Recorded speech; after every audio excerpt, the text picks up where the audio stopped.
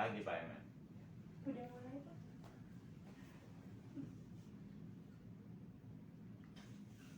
Masih itu. Ya, Mbak Emil.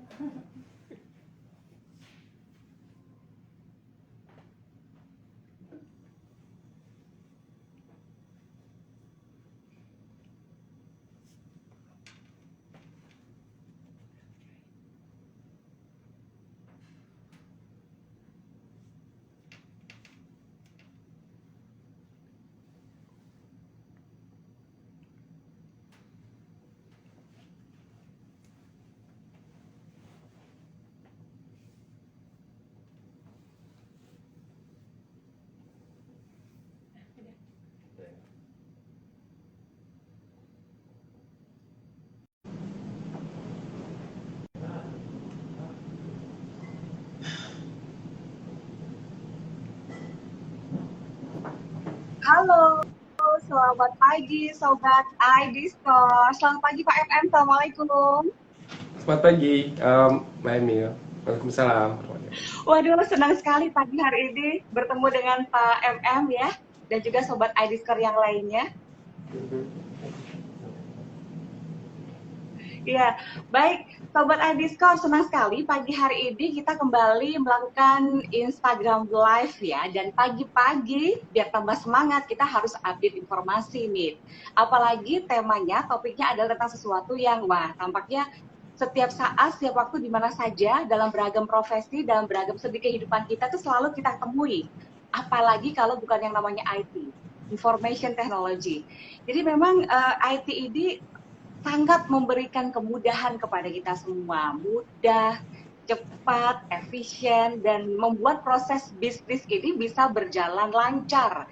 Apalagi sekarang kecepatan, ketepatan itu sangat dibutuhkan dalam menjalankan bisnis kita. Nah, itu di satu sisi. Tapi di sisi lain ada juga nih kekhawatiran, waduh, kalau saya pakai IT di era digitalisasi seperti sekarang, keamanannya kira-kira seperti apa ya? Kira-kira ada nggak potensi kebocoran atau celah yang membuat data-data penting yang kita miliki itu nantinya ternyata sampai di pihak yang tidak diinginkan, misalnya seperti itu. Nah, untuk itu pagi hari ini saya berbincang dengan pakarnya langsung. Saya terima kasih banyak loh Pak Muhammad Muklis berkenan bergabung bersama kami di sini dalam bincang santai bersama ID Store. Jadi kalau boleh saya perkenalkan nih, Pak Muhammad Muklis ini adalah Direktur Pelvindo Biro Kredit ID Store. Tapi kami biasanya kasih nama kesayangan yaitu Pak MM ya. Iya, waduh Pak MM lagi di Jakarta sekarang. Iya, Mbak Emil. Oke, Pak. Nah, kalau misalnya berbicara masalah tema kita hari ini begitu ya, ini sangat luar biasa sekali. Kita akan ngupas tuntas nih tentang peranan dan juga sekaligus tata kelola IT, Pak, di era digital seperti halnya saat ini. Seperti yang saya sampaikan di awal tadi gitu ya, boleh nggak Pak, misalnya Bapak kasih gambaran gitu, kira-kira model bisnis ID Store ini sekarang seperti apa sih?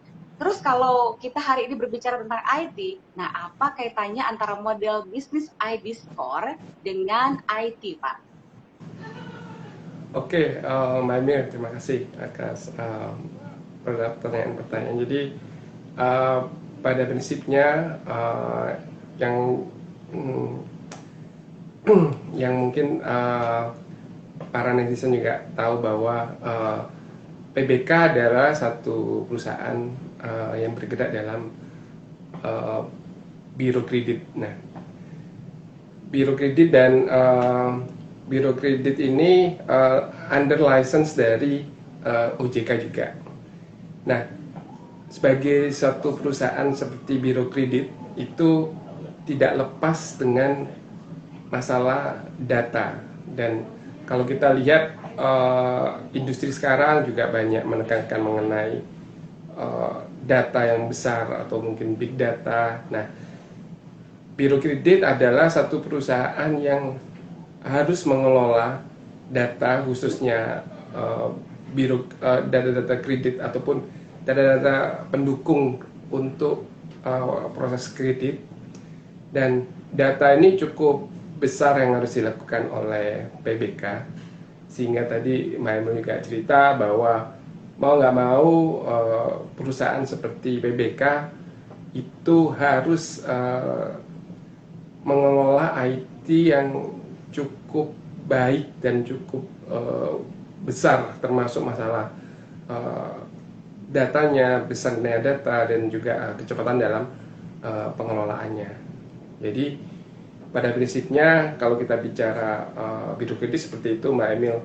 Namun kalau kita coba bicara secara umum yang tadi Mbak Emil tanyakan, bahwa pada prinsipnya kalau kita bicara khususnya saat ini, hampir semua kehidupan ataupun perusahaan yang sekarang melakukan bisnis itu tidak terlepas dengan pentingnya IT yang cukup besar, dan juga bagaimana pengelolaannya itu dilakukan dengan baik. Dan dilakukan dengan baik ini juga banyak aspek, ada istilahnya mulai dari bagaimana plan-nya, kemudian develop-nya, bagaimana operation-nya, dan bagaimana dengan monitoring-nya. Nah, termasuk yang tadi concern-nya Mbak Emil juga, masalah security juga menjadi sesuatu yang perlu kita perhatikan. Saya kira itu Mbak Emil gambarnya.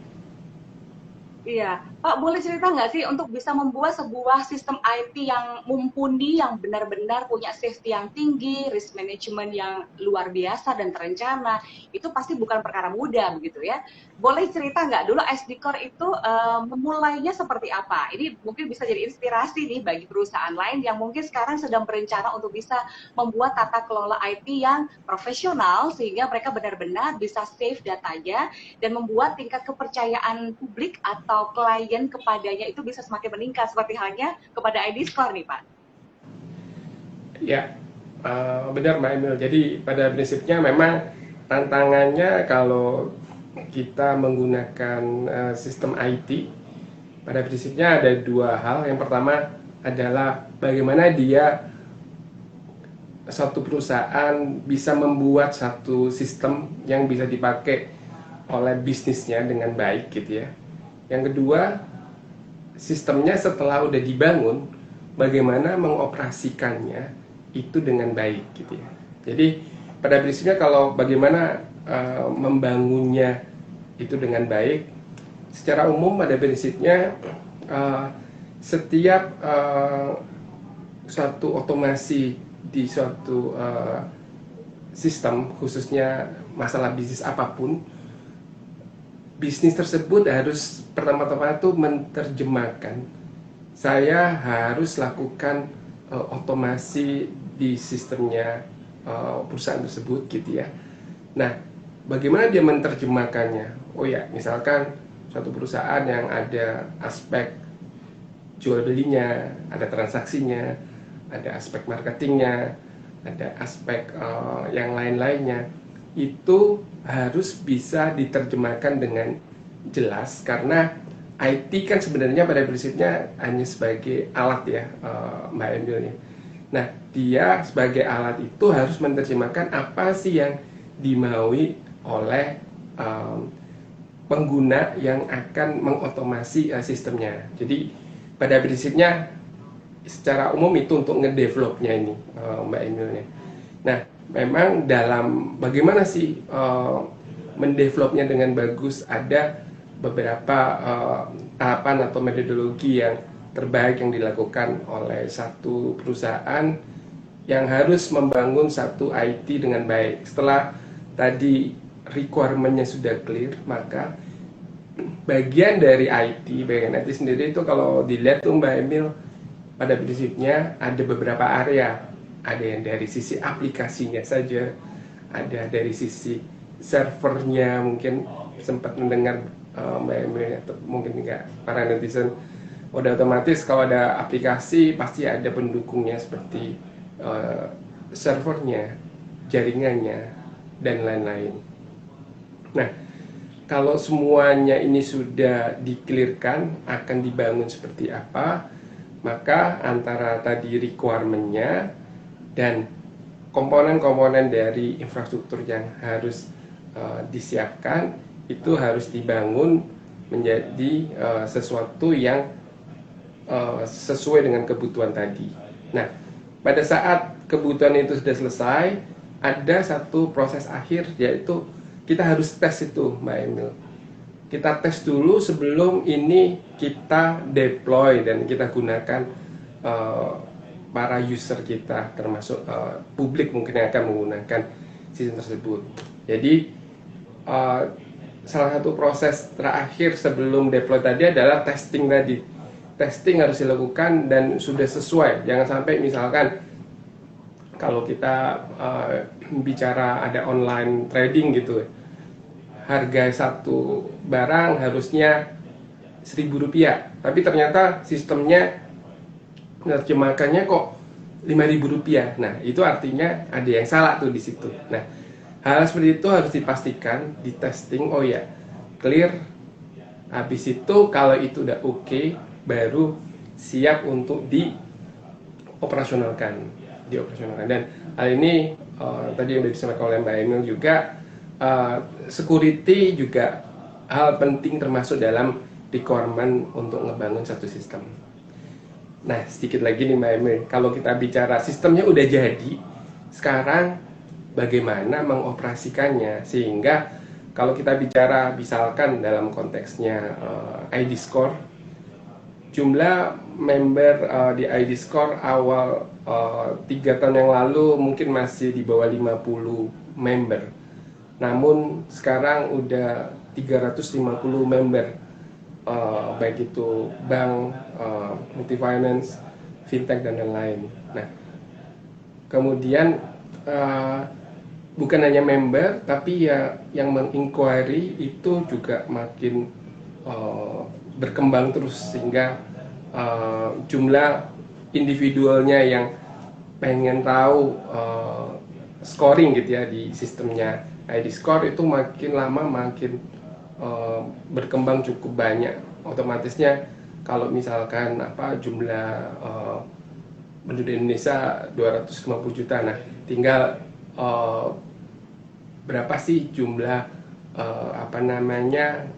nasabah yang ada concern mengenai data kredit, baik itu yang punya data kredit langsung ataupun yang tidak kredit langsung. Nah, waktu mengoperasikannya ini, Mbak Emil, ini menjadi tantangan baik bagi PBK.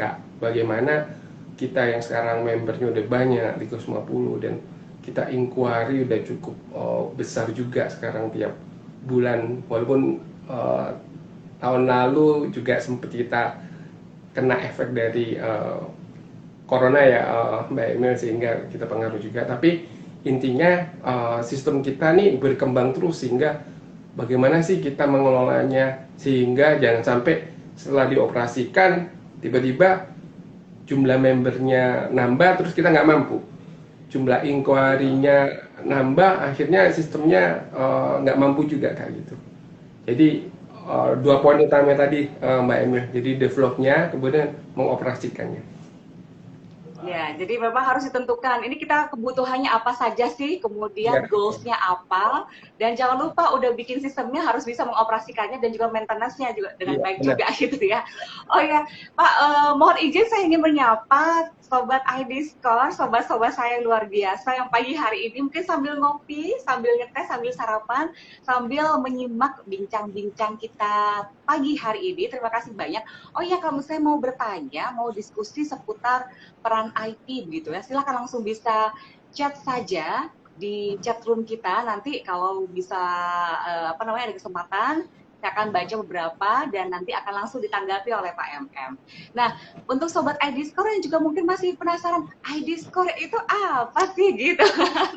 Jadi kalau boleh saya kasih gambaran gamblangnya atau mudahnya adalah ID Score ini adalah sebuah lembaga yang memberikan jasa berupa melakukan analisa mendalam tentang kelayakan kredit nih. Jadi gampangannya nih, misalnya teman-teman atau lembaga yang teman-teman itu sedang mengajukan kredit kepada bank atau lembaga penyalur kredit. Nah kan bank atau lembaga penyalur kreditnya nggak serta-merta tuh langsung menggoalskan permohonan tersebut. Bank sama lembaga penyeluruh kreditnya tadi akhirnya meminta jasa dari ID Score untuk bisa ngasih penilaian. Wah, ini si A ini layak atau enggak dapat kredit. Si B ini sudah mulai layak, tapi kita harus lakukan analisa lebih lanjut lagi, misalnya seperti itu ya. Oke, nah kita lanjut lagi nih Pak MM terkait dengan apa yang sudah dilakukan oleh ID Score. Kan sistem IT yang mumpuni ini akan sangat bisa untuk membuat big data itu menjadi sebuah aset yang luar biasa. Tapi kalau bicara tentang big data, sebenarnya apa sih yang disebut dengan big data itu? Kemudian seberapa besar data yang sudah disimpan atau dikelola oleh ID Score selama ini, Pak? Ya, oke. Pada prinsipnya kalau kita lihat perkembangannya mungkin dalam 5 tahun terakhir misalnya seperti ini ya, kita lihat otomatis data menjadi sesuatu yang sangat penting bagi satu perusahaan khususnya gitu ya, dalam mengelola bisnisnya, karena kalau kita konteksnya ke ID Score misalnya seperti ini, bahwa ID Score harus dapat mengelola, kalau konteksnya ID Score ini, data kredit yang seluruhnya ada di Indonesia, yang kita dapat data juga dari OJK gitu ya. Kita kelola dan cukup besar datanya gitu ya. Cukup besar. Jadi mungkin kalau bahasa simpelnya big data adalah pada prinsipnya dia relatif, kalau kita lihat zaman dulu butuh satu storage data yang begitu besar, yang sehingga datanya mungkin dulu cuma 1 juta data gitu. Sekarang kayak ID Score itu juga sampai mengelola hampir 100 juta nasabah gitu kita kayak gitu ya. Nah, data yang besar ini yang harus dikelola dengan baik, khususnya dalam industri digital sekarang ini gitu ya. Nah, bagaimana kita bisa mengelola data dengan baik? Pada prinsipnya seperti beberapa perusahaan ataupun beberapa standar, BPK juga mengadop standar-standar yang sifatnya internasional untuk mengelola ini dengan baik. Karena kalau kita bicara IT itu memang nggak hanya sekedar masalah teknologinya, kita bicara banyak aspek. Jadi kalau kita di PBK, kita sampai mengimplementasikan beberapa standar internasional. Misalkan kan kita bicara bagaimana sih ngelola IT yang bagus, mulai planning strategiknya, developmentnya, kemudian operasinya. Nah, itu ada standar namanya IT governance. Nah, ini kita apply gitu ya. Kemudian kalau kita bicara yang lain, data governance, ada lagi standar yaitu untuk data governance, dan khususnya untuk kondisi saat ini pengelolaan data menjadi concern yang tinggi, sehingga pengelolaan data yang baik yaitu harus memiliki kaidah-kaidah yang benar, termasuk yang dengan standar IT data governance. Kita bicara security, ada namanya standar information security yang mungkin sekarang cukup banyak dikenal tuh Mbak Emel, yaitu ISO 27001 untuk keamanan informasi. Bagaimana sih kita memanage satu keamanan informasi suatu perusahaan. Kemudian ada beberapa business continuity, untuk kita menjaga continuity-nya. Dan ada beberapa mungkin sekitar 7 gitu Mbak Emil ya, standar-standar yang kita kelola untuk mensupport pengelolaan data dan yang terkait termasuk IT-nya semuanya. Nah, ini pasti bukan hal yang mudah begitu ya. Prosesnya pasti cukup butuh effort yang luar biasa dari tim IT-nya Pak MM, sehingga membuat ID Score ini bisa menjadi lembaga yang benar-benar terpercaya karena memang punya sistem IT yang luar biasa, terstandarisasi internasional, dan juga yang terpenting juga teman-teman, kalau ID Score ini sudah terdaftar di OJK gitu ya. Jadi jangan khawatir tentang keamanannya karena sudah terdaftar di OJK dan dalam pengawasan OJK juga.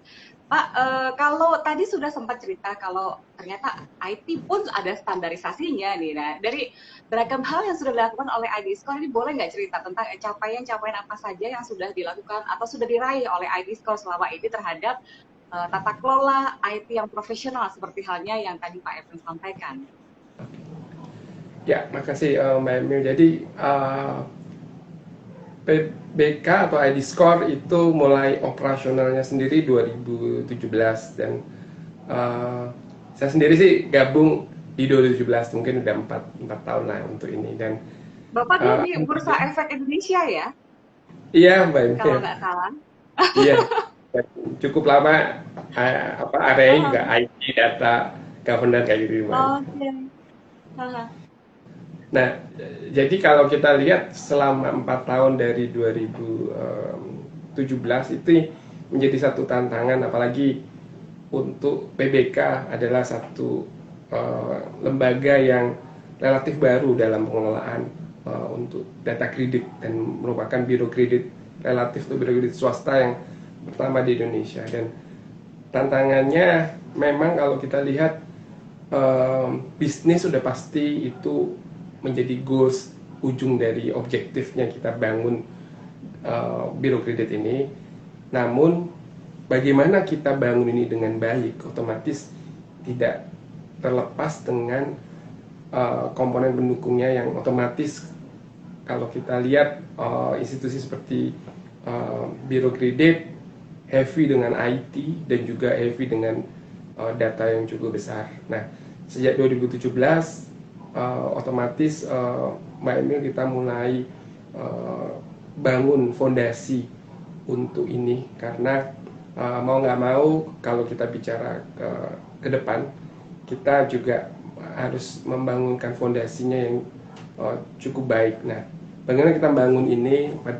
Pada prinsipnya memang saya banyak pengalaman juga di Bursa Efek Indonesia dan banyak standar saya sudah pengalaman juga untuk mengimplementasikan. Dan di BBK ternyata tantangannya juga cukup besar dan malah ada sesuatu yang baru bagi saya adalah masalah big data. Jadi pada saat pengelolaan data yang cukup besar, otomatis kita harus mulai punya fondasi nih untuk keseluruhan tata kelolanya yang dimulai. Misalkan yang paling fundamental banget yaitu kita bicara good corporate governance gitu ya.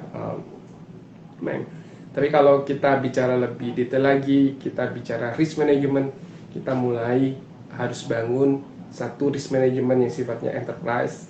Kalau kita bicara tadi standarnya yang memang satu standar yang internasional kita pakai ISO 31000. Kemudian kita udah mulai membangun juga ISO 9001 juga untuk quality management yang ada di BBK.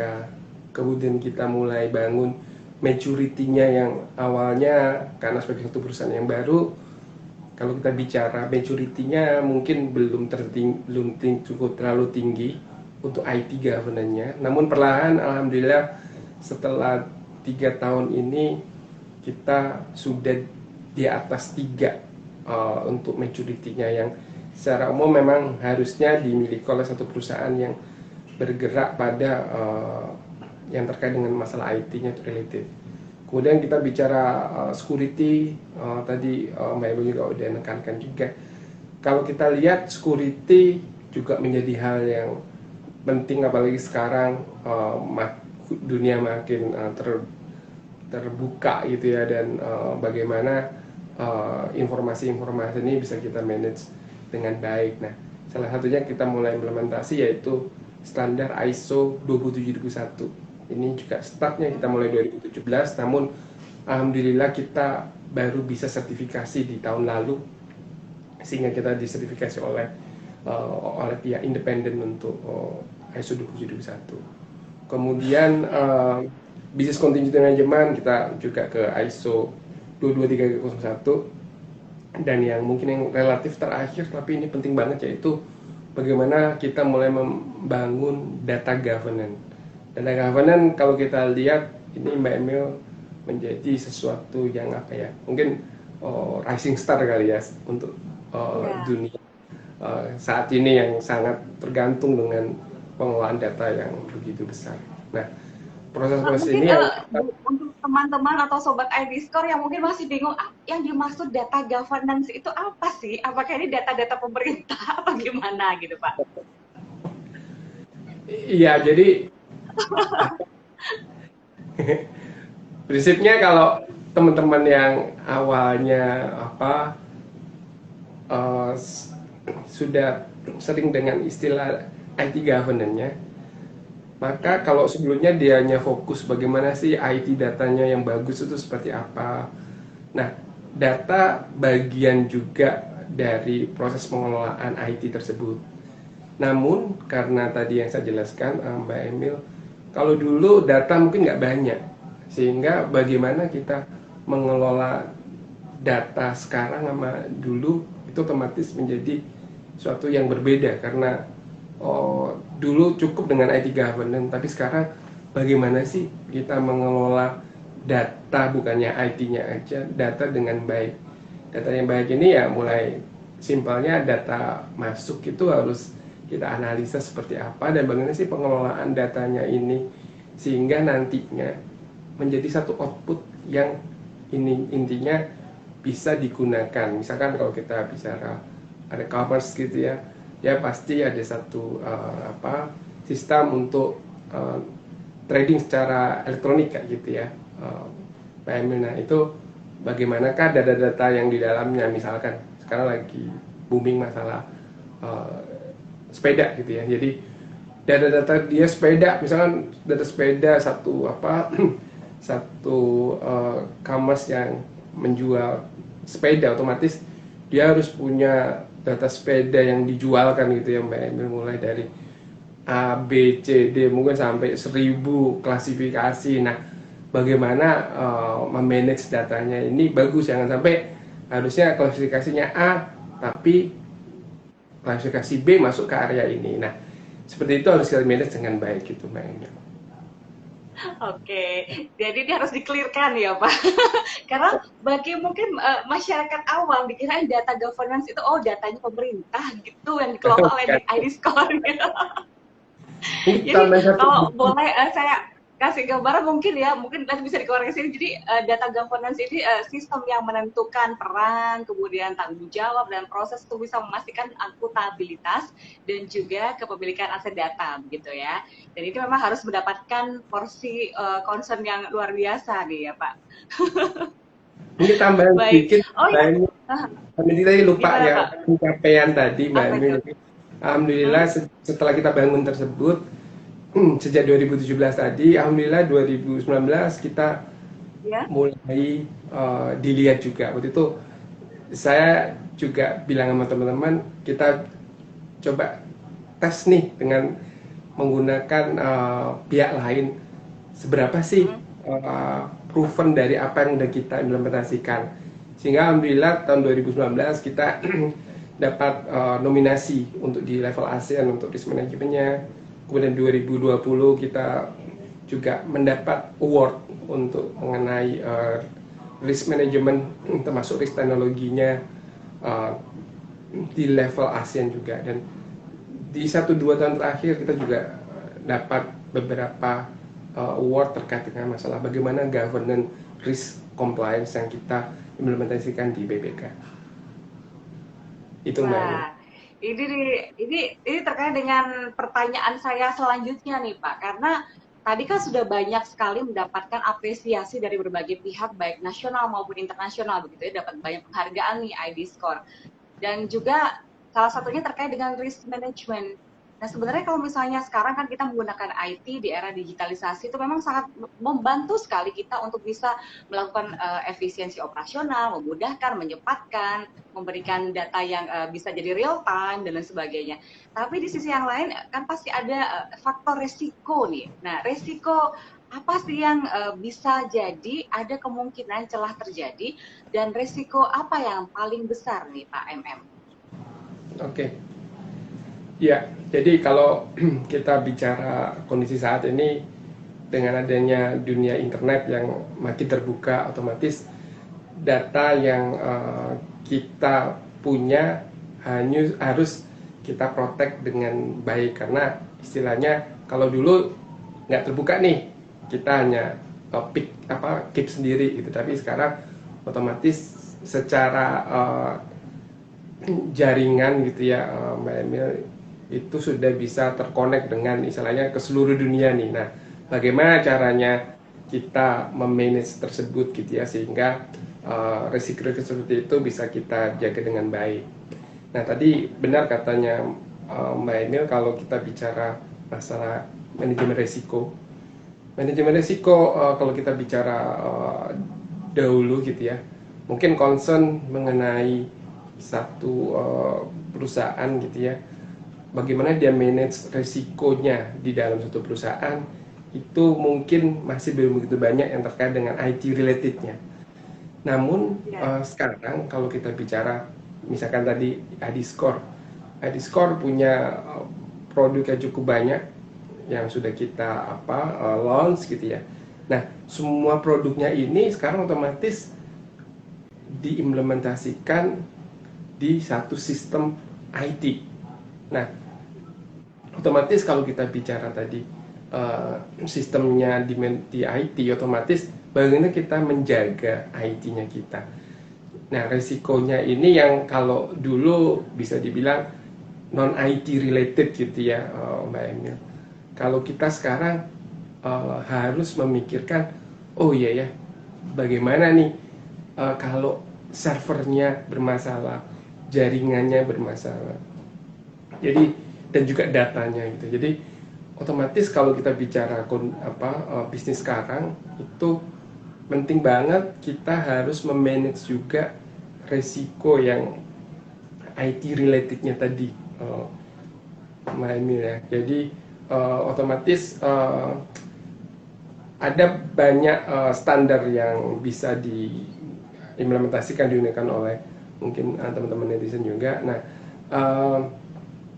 kalau salah satu standar yang cukup umum tapi ini yang non IT related tapi bisa dipakai oleh semua industri atau perusahaan, standar ISO 31000 ini menjadi salah satu standar risk management secara enterprise untuk setiap perusahaan. Namun kalau kita bicara lebih lanjut bagaimana kita manage risiko yang IT relatednya, idealnya sudah mengimplementasikan risk management IT related. Salah satunya standar ISO 27001. Jadi standar yang bisa kita gunakan untuk bagaimana memanage risiko-risiko tersebut.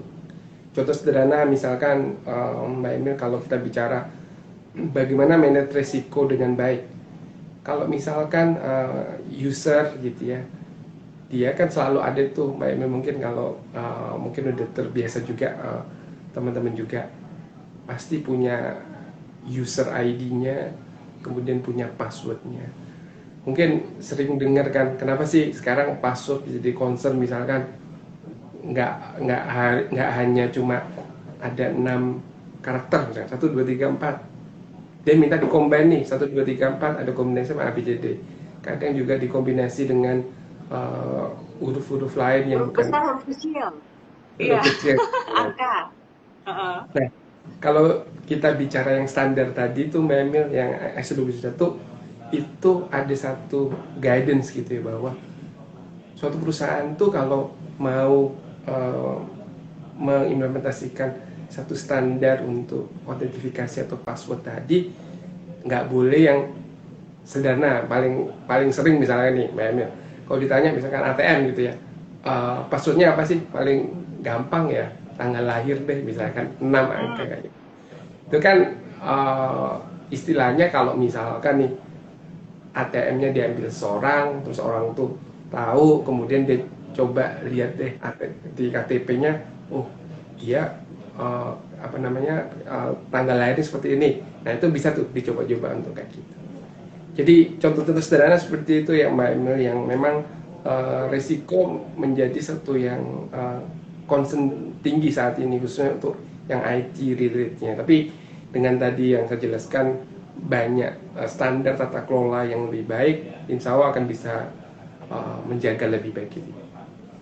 Ya, wah ini luar biasa. Tapi memang pasti ada nggak sih Pak kira-kira boleh cerita yang pernah terjadi dengan ID score misalnya terkait dengan mitigasi risiko. Kalau biasanya kan kita sering dengar kata-kata yang familiar mitigasi bencana. Nah, mitigasi risikonya ID score seperti apa? Apakah yang dilakukan itu lebih fokus pada sistemnya atau yang dilakukan adalah lebih fokus pada peningkatan SDM-nya, kapasitas SDM-nya nih, Pak? Ya, ya, Mbak Emil. Jadi tadi saya jelaskan juga mengenai standar nih, bisa teman-teman juga pelajarin. Salah satu standar untuk bagaimana mengelola resiko dengan baik yaitu standar manajemen risiko baik, yaitu ISO 31000. Kalau kita bicara ISO 31000 manajemen risiko secara enterprise satu perusahaan, dia tidak hanya bicara misalkan IT relatednya aja gitu, tapi semua aspek, termasuk tadi yang Mbak Emil ceritakan masalah SDM misalnya. SDM harus kita identifikasi semua area satu perusahaan tuh Mbak Emil. Contoh misalnya sederhana nih Mbak Emil. Kalau kita bicara SDM gitu ya, kadang satu perusahaan pasti punya satu resource yang bagus banget gitu ya, yang jadi andalan gitu ya Mbak Emil. Nah, bagaimana si resource ini nggak dibajak nih gitu ya sama orang lain, itu resiko tuh Mbak Emil.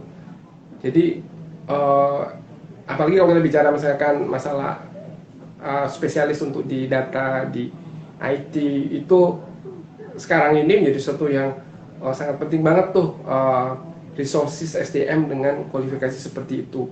Nah, otomatis bagaimana caranya perusahaan tanda kutip ya memagari karyawan-karyawan yang bagus ini bisa selalu terjaga. Itu salah satu contoh aspek tadi. Jadi memang bukan hanya IT related, dan kalau kita bicara standar ISO 27001 pun sebenarnya itu seolah-olah dia bicara IT data, tapi dia juga melihat yang seperti itu, Mbak Emil. Contohnya kalau misalkan ada satu karyawan masuk ke tempat kita, apakah karyawan tersebut tidak melakukan hal yang tidak baik sebelumnya, sehingga itu menjadi concern kita. Kalau misalkan ya dia punya profil yang nggak bagus, sehingga oh ya data dari perusahaan sebelumnya tuh pernah dibobol kayak gitu. Nah, otomatis kita sebagai perusahaan yang akan merekrut dia itu harus hati-hati tuh.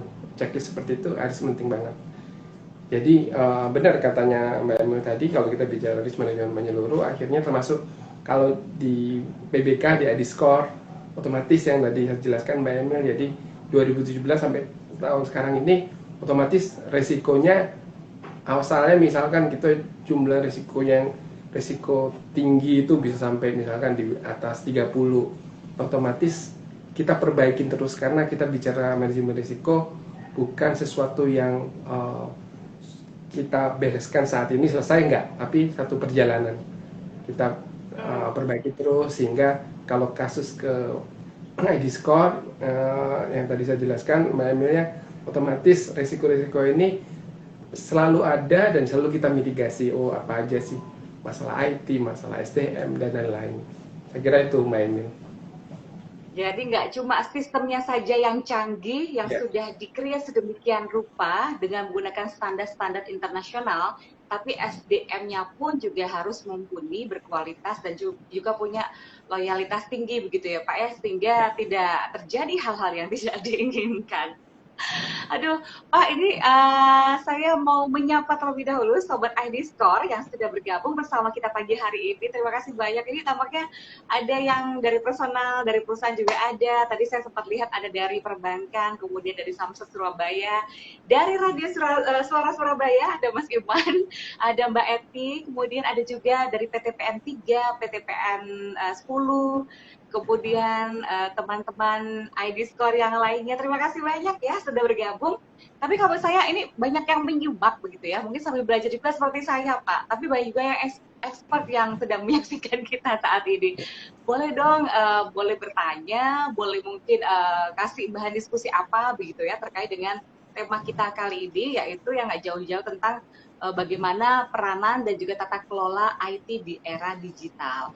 Silakan boleh langsung diketik pertanyaannya apa kepada Pak MM, mumpung beliau masih ada di sini dan berbagi banyak informasi berharga untuk kita semua ya. Jadi silakan langsung ketik saja pertanyaannya apa, nanti kita akan bahas sama-sama. Oh ya, tapi kalau misalnya pengen kenal lebih jauh lagi tentang ID Score itu apa, kemudian gimana sepak terjangnya, bagaimana ID Score ini sudah dimanfaatkan oleh begitu banyak perusahaan, utamanya bank dan juga lembaga-lembaga keuangan untuk bisa menciptakan iklim finansial yang sehat pada perbankan dan juga lembaga keuangan tersebut. Nah, ID Score ini banyak sekali melakukan banyak hal. Jadi teman-teman bisa langsung melihat di media sosial ID Score. Jadi kalau misalnya untuk Instagramnya ada di Instagram yang satu ini, idscore.id. Kalau Facebooknya juga ada di Pevindo Credit Bureau. Sementara Twitternya ada di @idscore_in. In-nya itu IND, idscore_in, IND ya. Dan di link-nya di idscore Pevindo Bureau Credit, sementara YouTube-nya ada di idscore Indonesia. Jadi langsung dicek di sana.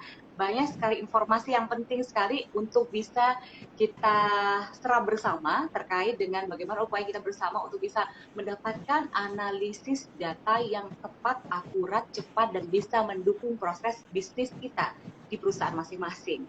Nah, ini tampaknya sudah ada yang bergabung bersama kita, coba. Oke, oh ini menarik sekali pertanyaannya. Coba saya akan melihat salah satu di antara yang tadi kasih masukan nih Pak, kalau misalnya ID Score itu bikin pelatihan untuk perbankan terkait dengan analisis kredit gitu. Wah, ini menarik sekali nih Pak. Pernah nggak sih Pak bikin pelatihan untuk kalangan perbankan atau lembaga keuangan begitu Pak? Ini pertanyaan dari Bulu Kepi. Terima kasih Mas Kepi sudah bergabung. Gimana nih Pak? Ya, oke. Otomatis sih Mbak Emil, kita approach untuk banyak pelanggan kita termasuk di perbankan dan lain-lain. Kalau secara individual kita terbuka nih, khususnya mungkin minggu lalu masih ingat Mbak Emil dengan Pak Wahyu, salah satu direksi untuk di area yang bisnisnya, dia yang akan bisa membantu dengan timnya. Apabila satu perusahaan misalkan satu perbankan gitu ya, dia mau tahu lebih lanjut bagaimana sih sebenarnya PBK bisa mengeluarkan produk-produknya yang bisa membantu perbankan ataupun institusi yang terkait gitu ya, otomatis kita sangat terbuka banget untuk permintaan-permintaan seperti itu. Mbak Emil dan timnya Pak Wahyu dari bisnis siap untuk mensupport hal tersebut.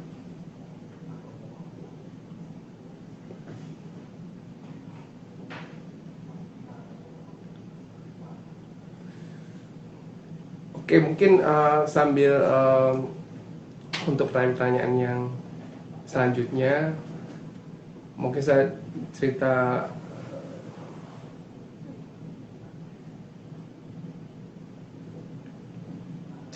lanjut lagi aja, nggak apa-apa. Saya akan ceritakan tadi kalau kita bicara bagaimana satu perusahaan yang telah mengelola IT datanya cukup besar gitu ya, dan bagaimana staffnya sehingga mengelola itu dengan baik, maka pada basicnya teman-teman bisa melakukan start untuk mengimplementasikan standar-standar yang sangat terkait dengan hal tersebut gitu ya. Dan mulailah dari yang simple dulu ya, misalkan bagaimana satu perusahaan tersebut bisa yang paling mendasar.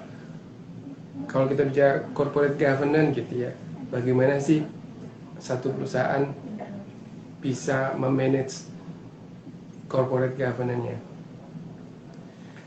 Nah, jadi kalau kita bicara setelah corporate governance udah dapat diimplementasikan, Kalau kita bicara lebih teknis lagi, satu perusahaan juga harus mempunyai satu sistem manajemen untuk kualitas yang bagus, yaitu bagaimana proses bisnis satu perusahaan itu dapat dibangun dengan baik gitu ya. Bagaimana SOP-nya, bagaimana kebijakan-kebijakannya gitu ya. Nah itu diharapkan semua bisa dibangun dari awal. Nah selanjutnya baru ke tahap-tahap yang lebih advance. Misalkan ISO 31000. Bagaimana sih suatu perusahaan bisa memanage manajemen risikonya dengan baik berdasarkan satu standar yang udah baku. Selanjutnya juga bisa dengan Pak MM ISO. tadi ada yang tanya juga kalau misalnya boleh mungkin mengundang ID Score untuk bisa memberikan edukasi begitu ya, edukasi, informasi, sosialisasi terkait dengan analisis kredit ini. Mungkin perbankan, lembaga keuangan penyalur kredit dan sebagainya boleh minta kontak personnya begitu. Tapi kalau misalnya terkait dengan kontak person mungkin bisa langsung menghubungi ini ya Pak ya di media sosial ID Score ya. Ya boleh nanti ya. Otomatis sekarang juga kita akan sampaikan juga ke teman-teman marketing untuk follow up hal tersebut nih Bu. Ya, karena bisa jadi di saat seperti sekarang, terlebih ketika sedang pandemi, kemudian kita juga semakin meningkatkan keamanan, kewaspadaan kita bersama sehingga banyak menggunakan sisi digital termasuk IT, tentu edukasi kepada berbagai pihak ini akan menjadi sangatlah penting begitu ya Pak ya.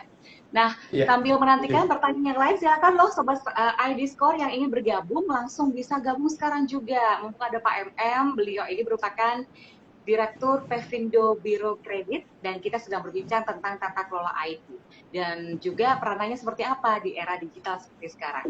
Tapi kalau berbicara tentang IT itu kan sebenarnya tidak hanya melulu tentang hanya dimanfaatkan oleh perusahaan besar.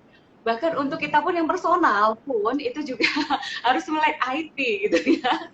Sehingga tidak terjadi hal-hal yang tidak diinginkan. Termasuk salah satunya adalah yang biasanya bikin kita ketar-ketir itu Pak adalah tentang kerahasiaan data, kerahasiaan informasi kita. Nah, terlebih di ID Score yang saya tahu itu punya big data yang memuat data-data kita semua, dan itu hal yang bersifat private yang tidak semua orang bisa mengaksesnya.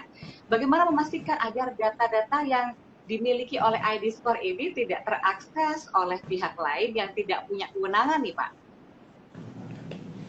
Ya, benar Mbak Emel. Jadi data ini menjadi satu aset yang cukup berharga nih untuk biro kredit, dan bagaimana kita bisa memanage dengan baik. Seperti yang tadi Mbak Emel ceritakan, kalau kita bicara individual aja gitu ya, bagaimana sih kita kadang ada khawatir nih, apakah data kita diketahui sama seseorang. Kadang kita taruh di IG aja misalkan, nggak sadar tuh data-data personalnya, profilnya itu bisa langsung dilihat kan sama publik gitu, sehingga oh ya seseorang itu di IG-nya punya hobi seperti ini dan lain-lain seperti itu. Nah, kalau kita bicara di ID Score, otomatis datanya memang cukup besar, dan bagaimana data itu bisa kita jaga keamanannya. Otomatis pertama kita punya perangkat-perangkat yang memang termasuk masalah security yang kita harus jaga bahwa data-datanya aman gitu ya Mbak Emil ya. Nah, tapi kalau kita bicara bagaimana mengelola keamanan dengan baik, kita bukan hanya kita punya perangkat yang bagus, tapi kita harus punya pendukung utamanya. Misalkan bahwa kita punya organisasi nih, organisasi khususnya di BPK, dan kebetulan OJK juga concern untuk satu biro kredit punya fungsi khusus untuk security data seperti ini. Jadi kita punya satu fungsi sendiri tuh Mbak Emil di BPK yang harus manage security, IT, datanya, dan lain-lain seperti itu. Nah, jadi setelah kita punya perangkatnya bagus, kita juga punya orang-orangnya, organisasinya yang bisa mengelola data dan IT tersebut dengan baik. Jadi jadi teman-teman yang cuma ngandalin misalkan perangkatnya bagus tapi nggak pernah dikelola, nggak di-manage orangnya, istilahnya bisa menjadi satu bom waktu tersendiri gitu ya, karena oh ya ternyata internal tanda kutip bisa membocorkan data-data yang di dalam perusahaan tersebut. Jadi emang kombinasi masalah people, proses, data, IT ini sangat penting banget Mbak Emil untuk pengelolaan keseluruhannya. Iya, Pak, ini kan ada perusahaan-perusahaan ya yang di luar negeri sudah pernah mengalami yang namanya kebocoran data. Nah, contohnya seperti raksasa media sosial, Facebook, itu pernah mengalami hal serupa. Di Indonesia pun juga ada e-commerce besar yang sudah pernah mengalami kebocoran data. Jadi sebenarnya di mana sih letak permasalahannya dan apa yang bisa dilakukan untuk bisa menghindari case semacam ini nih Pak? Ya, oke. Memang pada prinsipnya kita harus selalu mereview Mbak Emil, intinya kita nggak boleh misalkan oh yang itu udah aman, itu nggak ada lah Mbak Emil ya, istilah seperti itu ya, karena kita harus jaga terus. Dan kalau kita bicara sistem manajemen dalam suatu security ataupun keamanan informasi ISO 27001, itu bukan sesuatu yang sekali jalan terus selesai gitu Mbak Emil. Jadi kalau kita bicara misalkan standar ISO 27001, itu banyak aspek yang harus diperhatikan itu Mbak Emil, yang mulai tadi yang saya bilang kita harus bisa manage semua perangkat IT related, mulai server, network gitu ya, kemudian aplikasi dan lain-lain. Tapi kalau kita bicara sistem keamanan yang ISO 27001 itu juga dia concern misalkan bagaimanakah orang-orangnya gitu ya. Itu ada klausulanya sendiri yang apakah ada training atau awareness gitu ya yang dilakukan bukan orang IT aja loh Mbak Emil, karena sekarang kan kalau kita bicara data suatu perusahaan gitu ya ada 100 orang, mungkin orang IT-nya 20 gitu ya. Data-data ini kan yang pakai siapa? Orang marketing, orang keuangan dan lain-lain. Nah, jadi concern tersendiri juga bahwa orang-orang yang menggunakan data ini pun dia juga harus bisa menjaga awareness-nya dirinya sendiri juga itu Mbak Emil. Jadi kalau tadi yang bagaimana cara menjaga secara umumnya, jadi kita bangun satu standar yang bisa dijadiin reference, tapi kita harus lakukan monitoring terus Mbak Emil. Ada monitoring yang sifatnya mungkin ada daily, sifatnya harus kita monitoring, tapi ada yang sifatnya rutin, mingguan, bulanan, yang sifatnya policy ataupun strategi kayak gitu ya. Saya kira itu Mbak Emil.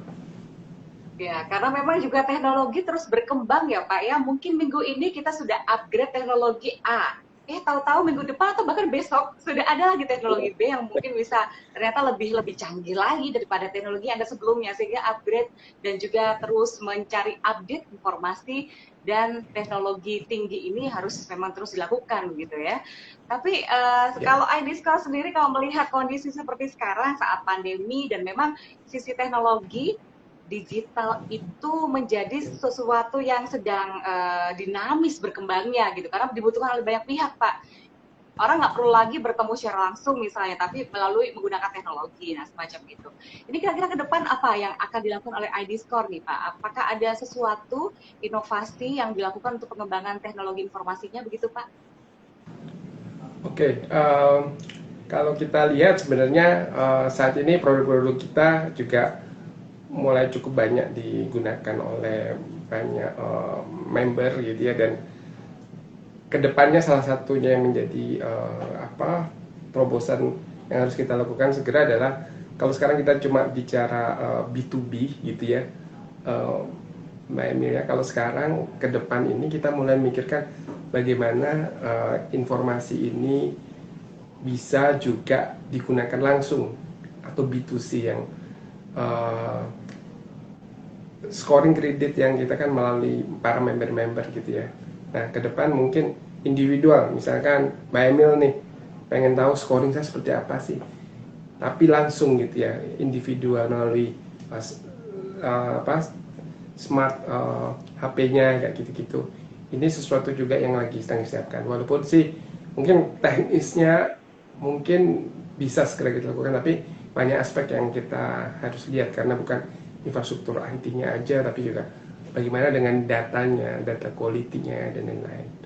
Dan kalau kita lihat di negara-negara lain, malah beberapa yang misalkan cukup besar gitu, penggunaan individualnya itu juga udah cukup besar banget, itu jutaan lah ya per bulan gitu ya Mbak Emil ya.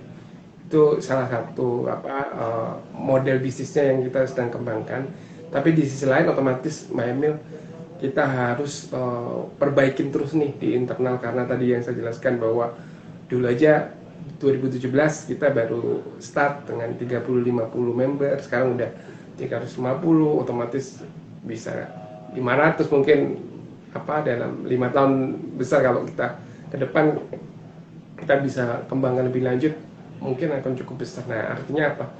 Artinya kita harus bangun dari aspek komponen IT-nya Mbak Emil. Contohnya salah satunya jaringan. Jaringannya kan sekarang member-member ada 350. Otomatis kalau udah jadi 400, ada 500, wah kita harus bangun tuh satu jaringan yang lebih besar lagi yang bisa mengakomodir semua member-member kita. Saya kira itu Mbak Emil. Waduh, ini luar biasa. Saya jadi gambaran saya suatu saat misalnya nih, saya sebagai individu atau saya sebagai sebuah lembaga misalnya, ketika mau mengajukan kredit, sebelum mengajukan kredit ini saya harus sadar diri dulu, saya harus tahu skor saya gitu ya. Kira-kira skor saya bagus nggak? Penilaian kelayakan kredit saya bagus tidak? Jadi saya bisa buka handphone, kemudian buka ID score, kemudian saya lihat, oh Emil Faiza skornya berapa? Oh, yeah. Alhamdulillah. Baru deh saya pergi ke bank untuk mengajukan kredit gitu ya. Benar banget. Aduh, Pak MM, kita tunggu ya inovasinya itu tuh sangat-sangat akan membuat masyarakat tuh jadi wah. Oke, ini akan saya harus memperbaiki skor saya dulu, track record saya dulu, atau oke, saya langsung belajar ke bank gitu. Pak, terima kasih banyak. Aduh, pagi hari ini saya senang sekali karena banyak sekali belajar dari Bapak terkait dengan bagaimana kita bisa menata dan mengelola IT dengan baik, bijak, dan bisa membawa kebaikan bagi banyak orang begitu ya. Semoga sukses, semoga sehat selalu Pak MM, dan kita akan tunggu inovasi-inovasi luar biasa dari ID Score. Nah, Sobat ID Score, wah terima kasih banyak ya.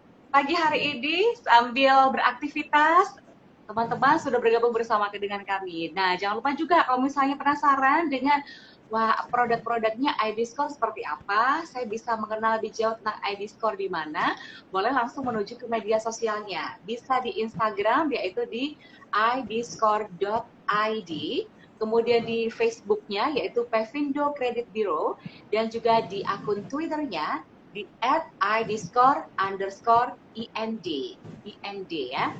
Kemudian di LinkedIn-nya yaitu di idscore Pevindo Bureau Credit. Sementara di akun YouTube-nya ini banyak sekali konten-konten menarik di sana. Teman-teman ID Score bisa langsung menuju ke channel ID Score Indonesia.